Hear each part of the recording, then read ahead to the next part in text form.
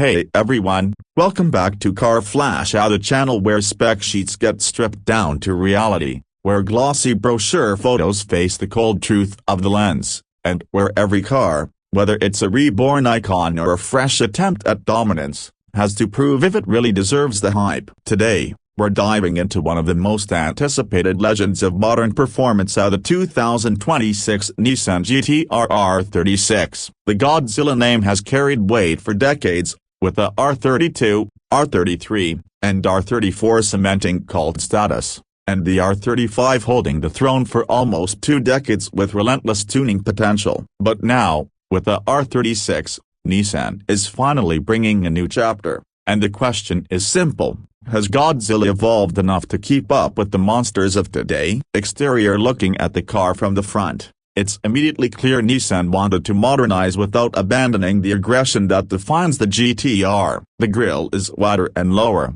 giving it a meaner stance, with sharper LED headlights that look like they're glaring at anything in their path. The front bumper integrates active aero elements, something that was missing in the R35, allowing for better downforce at high speeds while still maintaining that sharp Japanese sports car character. You'll notice hints of the old R34 in the squared-off edges, but the R36's face feels futuristic, almost like a concept car that made it to production. The hood still bulges proudly, signaling what lies beneath, and the carbon fiber detailing around the air intakes adds both aggression and function. Stand in front of it, and you feel like the car is daring you to take the wheel. From the side profile, the R36 carries over the muscular shoulders that have always defined the GT-R. The stance is low, wide, and planted, with lines that sweep back aggressively. What's new here is how fluid the design has become, less bulky than the outgoing R35,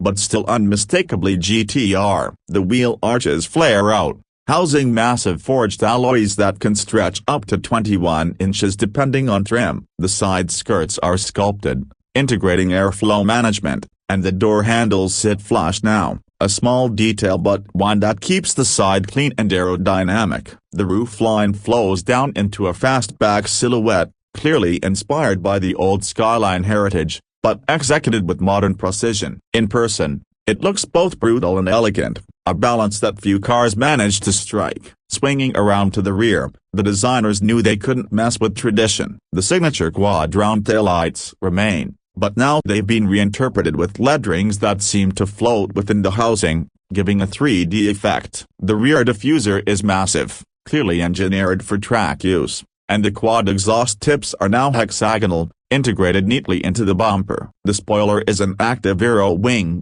raising and adjusting based on speed and cornering demands. Standing behind it, the car feels wider than ever, with an intimidating presence that says this isn't just a fast car, it's a machine built to hunt supercars. Every detail screams purpose, from the subtle vents to the sharp creases. The R36 doesn't just want to be admired, it wants to be feared. Interior: stepping inside, Nissan has clearly listened to years of criticism. The R35 was fast, but its cabin aged poorly, especially when rivals became tech showcases. The R36 flips that script. The interior is driver-focused but futuristic. Sitting in the cockpit, you're greeted by a fully digital instrument cluster that can be customized between road and track modes, showing everything from boost pressure to lap times. The steering wheel is thick, flat-bottomed, and wrapped in Alcantara with carbon fiber accents, integrating tactile paddle shifters that feel mechanical and satisfying. The center console flows elegantly,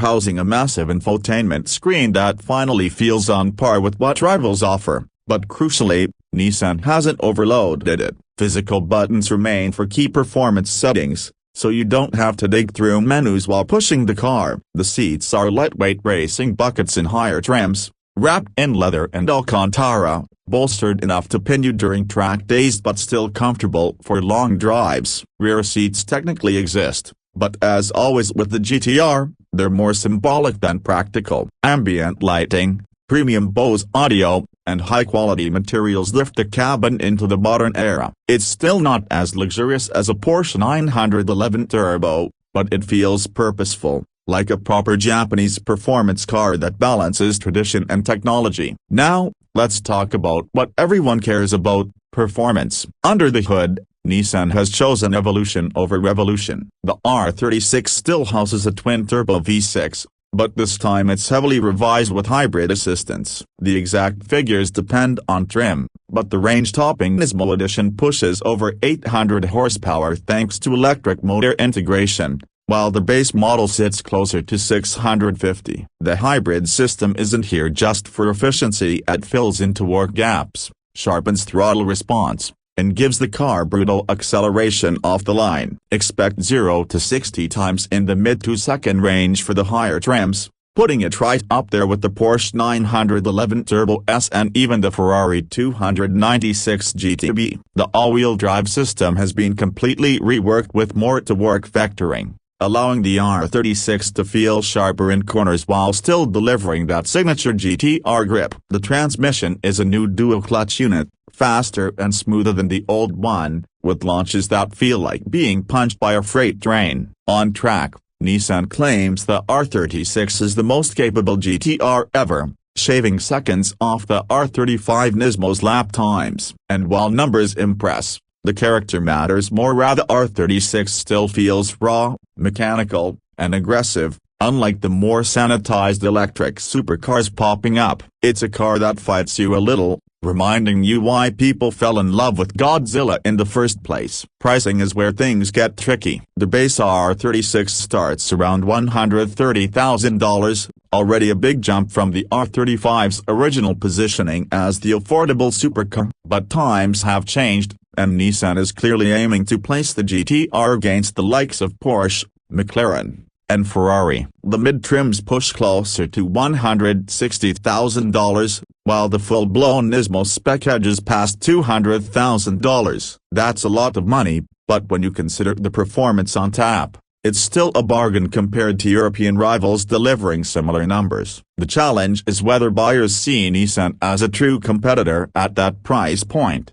or if they still view the GT-R as an underdog punching above its weight. So, after spending time with the 2026 GT-R R36, what's the verdict? It's clear that Nissan didn't want to abandon the identity of the GT-R. This isn't a flashy EV supercar chasing headlines with range figures. It's a hybrid-enhanced evolution of Godzilla, staying true to its roots while adapting just enough to survive in today's world. The exterior design is aggressive and modern but respectful of its heritage. The interior finally feels worthy of the price tag. The performance is savage, with acceleration and grip that can humiliate far more expensive exotics. The only question is whether the market will embrace it at its new price bracket, because the days of the GT-R being a budget supercar killer are gone. This is Nissan stepping confidently into the same ring as Porsche and Ferrari. And whether you love it or hate it, the R36 proves one thing: Godzilla is still alive, still hungry, and still terrifying. That wraps up today's review. If you enjoyed this deep dive into the 2026 Nissan GT-R R36, make sure you hit that like button, subscribe to Car Flash, and turn on notifications so you don't miss the next review. Drop a comment below and let me know if you think the R36 is worth its price, or if Nissan should have gone even bolder. Until next time, this is Car Flash, where the cars get real, and the truth hits harder than the marketing.